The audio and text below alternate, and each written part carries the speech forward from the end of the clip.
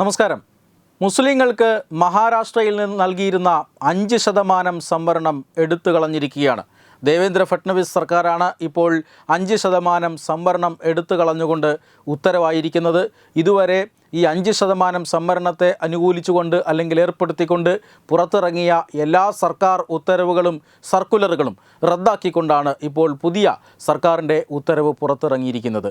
5% reservation സത്യത്തിൽ 2014 അന്നത്തെ government ഏർപ്പെടുത്തിയതാണ്. മുസ്ലിം പ്രീണനത്തിന് വേണ്ടി മുസ്ലിം വിഭാഗത്തിന് 5% സംവരണം, അത് വിദ്യാഭ്യാസ സ്ഥാപനങ്ങളിലും ജോലിയുമായി ബന്ധപ്പെട്ട സ്ഥലങ്ങളിലുമെല്ലാം 5% സംവരണം ഏർപ്പെടുത്തുക, അതുവഴി മഹാരാഷ്ട്രയിലെ മുസ്ലിങ്ങളെ പ്രീണിപ്പിക്കുക, വോട്ടുറപ്പിക്കുക എന്നതായിരുന്നു ആ സർക്കാരിൻ്റെ തന്ത്രം. സത്യത്തിൽ നമ്മുടെ ഭരണഘടന, ഭാരതത്തിൻ്റെ ഭരണഘടന മതത്തിൻ്റെ അടിസ്ഥാനത്തിൽ സംവരണം നൽകുന്നതിനെ ഒരിക്കലും അനുകൂലിക്കുന്നില്ല.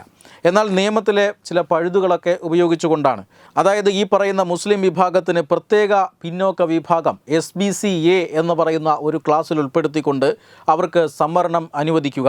മാത്രമല്ല ഈ വിഭാഗത്തിന് പ്രത്യേക ജാതി സർട്ടിഫിക്കറ്റ് നൽകാനുള്ള ശ്രമങ്ങൾ നടത്തുക. ഇങ്ങനെ പ്രത്യേക ജാതി സർട്ടിഫിക്കറ്റ് അടക്കം നൽകിക്കൊണ്ട് അവർക്ക് സംവരണം ഏർപ്പെടുത്തുക എന്ന രീതിയിലാണ് അന്നത്തെ സർക്കാർ ഓർഡിനൻസ് പുറത്തിറക്കിയത്. ഈ ഓർഡിനൻസിനെ 2014 തന്നെ കോടതിയിൽ ചോദ്യം ചെയ്യപ്പെട്ടു. അത് ഭരണഘടനാ വിരുദ്ധമാണ് എന്ന് കണ്ട് കോടതി അതിനെതിരെ ഉത്തരവ് പറയുന്നു.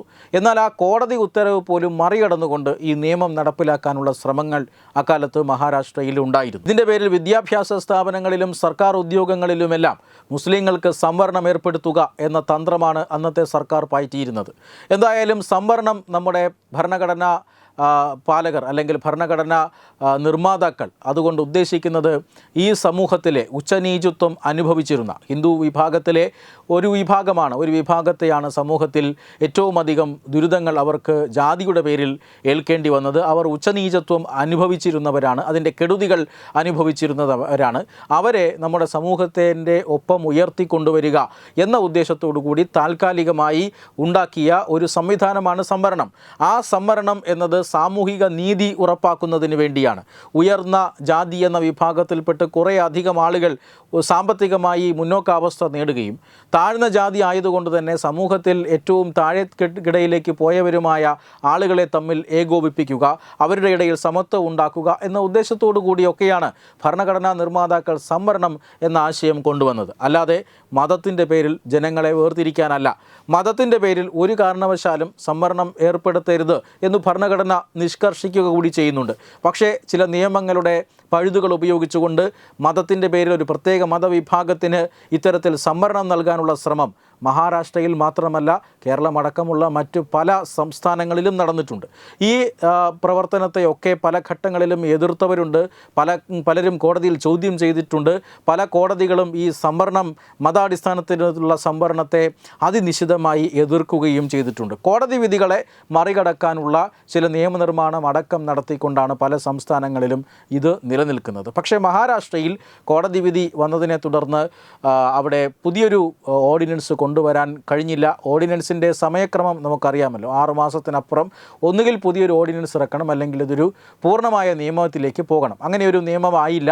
അതിൻ്റെ അടിസ്ഥാനത്തിൽ ആ നിയമം അല്ലെങ്കിൽ ഈ പറയുന്ന സംവരണം തന്നെ ഏതാണ്ട് ഇല്ലാതായിരുന്ന ഒരവസ്ഥയുണ്ടായിരുന്നു. ഇപ്പോഴിതാ സർക്കാർ അത് നേരിട്ട് അത്തരത്തിലുള്ള എല്ലാ നീക്കങ്ങളിൽ നിന്നും സർക്കാർ പിൻവാങ്ങുന്നു എന്ന് പറഞ്ഞ് ഉത്തരവ് ഇറക്കിയിരിക്കുകയാണ്. സത്യത്തിൽ ഈ 5% മുസ്ലിം റിസർവേഷൻ എന്നത് മഹാരാഷ്ട്രയിൽ ഇല്ലാതാവുകയാണ്. മറ്റ് സംസ്ഥാനങ്ങളും മഹാരാഷ്ട്രയുടെ പാത പിന്തുടർന്നുകൊണ്ട് മുസ്ലിങ്ങൾക്ക് ഏതെങ്കിലും രീതിയിൽ മതാടിസ്ഥാനത്തിൽ, മുസ്ലിങ്ങളെന്ന് മാത്രമല്ല ഏത് മതവിഭാഗത്തിനായാലും മതാടിസ്ഥാനത്തിൽ സംവരണം നൽകിയിട്ടുണ്ടെങ്കിൽ അതിൽ നിന്നും പിന്നോക്കം പോകേണ്ട സമയമാണിതെന്ന് എന്ന സന്ദേശം കൂടിയാണ് മഹാരാഷ്ട്ര സർക്കാർ നൽകുന്നത്. Web desk Tatwamayi news.